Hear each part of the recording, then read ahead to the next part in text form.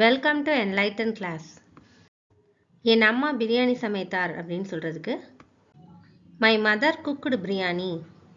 My mother cooked biryani. நீங்க எப்படி இருக்கீங்க அப்படின்னு கேக்குறதுக்கு How are you? How are you?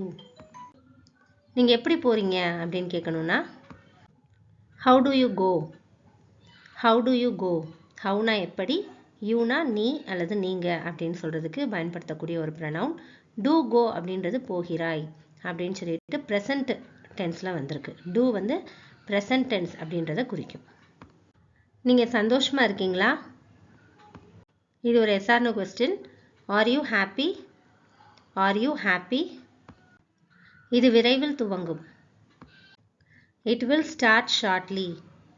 It will start shortly.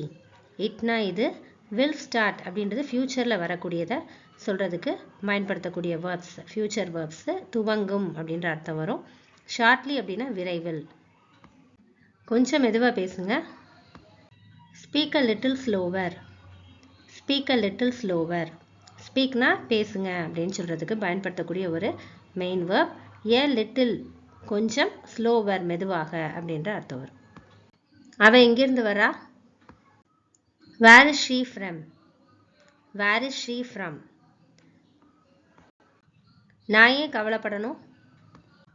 Why should I care? Why should I care? நீங்க ஏதோ சொன்னீங்க. You said something. You said something. You நீங்க, said அப்படின்றது சொன்னீர்கள் அப்படின்ற அர்த்தம் வரும். somethingனா ஏதோ. அதுவே இப்போ கொஸ்டினாக கேட்குறதுக்கு நீங்கள் என்ன சொன்னீங்க அப்படின்னு கேட்கணும்னா What did you say? What did you say? Whatனா என்ன, you நீங்கள், did say அப்படின்றது சொன்னீர்கள் அப்படின்னு past tenseல வந்திருக்கு. did வந்து ஒரு past verb.